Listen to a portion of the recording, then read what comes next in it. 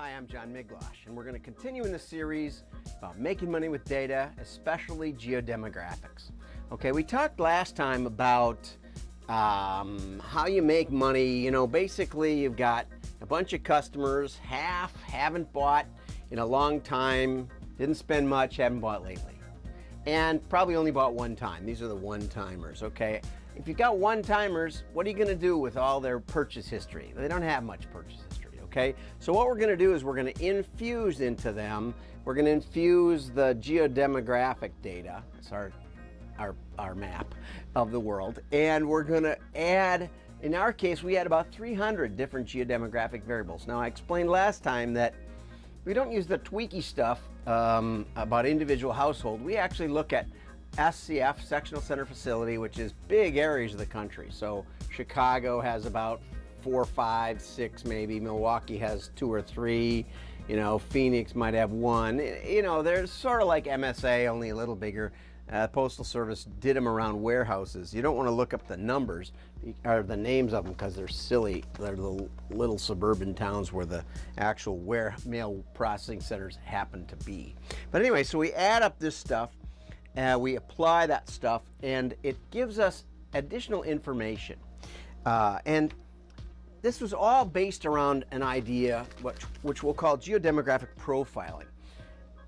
Fundamentally, if you think about that half customers, fundamentally, you know that if you mailed all of them, if you took just the bottom half, okay, we're only going to take the bottom half, 50%, if you mailed all the way down in there, you would get orders. Of course you would, right? There's some of these that, you know, would be perfectly fine to mail. Others, of course, would be a total disaster. And the question is, the big question is who?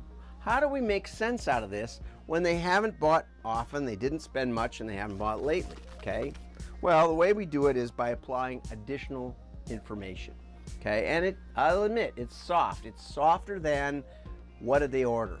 When did they order? How many times did they order? That's wonderful stuff. But we don't have it on the best. We only have it on the best customers, and it's, you know, we know that they're going to do fine. We don't. It doesn't take any statistical ability to find your good customers. That's the important point to remember. The challenge is which of those does it make sense to recontact, and how do we make that decisions? Okay, so we worked with a company that it was actually the Highlander, and this is in my book, and they got all kinds of calls because the TV show was on, and they would do an ad for a video, the entire video series. You could buy the entire video series, and they would run those spots during the commercial breaks in the actual series. Okay, and so they were overwhelmed with calls, and in fact they would have to call some back. And so they were trying to decide in an instantaneous manner, how could they decide which calls to take? And what they did was they came to us and they said, you know, what makes sense? We ran it through our little grinder. We have a little profile machine that nowadays takes about 5 minutes. It used to take about 45 minutes, builds a 40-page report on your, well, on anything you want, but on your customer file or whatever. And the whole idea was that we know that there's going to be some areas in that column that are worth mailing. We know that there's going to be some areas that aren't. How can we take some fundamental geodemographic information and just sort of give it a look-see, see what it looks like? So what we do is we do this, we call it a flash profile.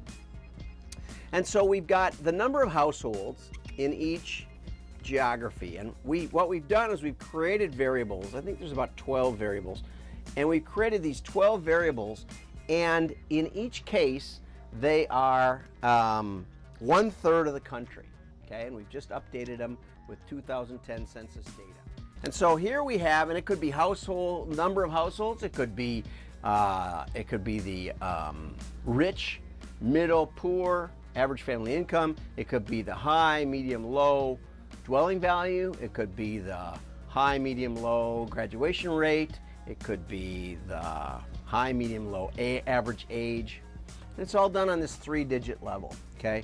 So what happens? What do we see? Well, what happens when we put through the grinder is you'll see that one of the variables will be low, and then your other one will be maybe about the same, and then you'll have another one that's really high, and you'll say, gee whiz, my customers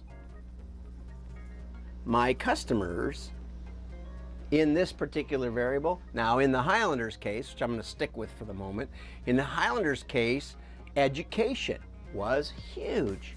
Education was huge. Education, okay? Now, education was huge, and the other thing was huge was income. But not in that order. It was actually education more. And you know, that makes sense because it was a kind of a thinky sci-fi sort of series, right? Time travel and all this sort of thing.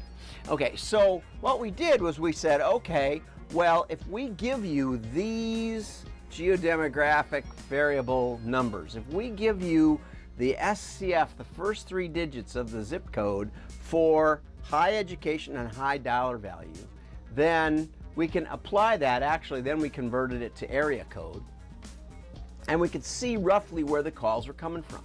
And so if a call hit these numbers, if it was coming from an area of high education, high income, we took the call right away.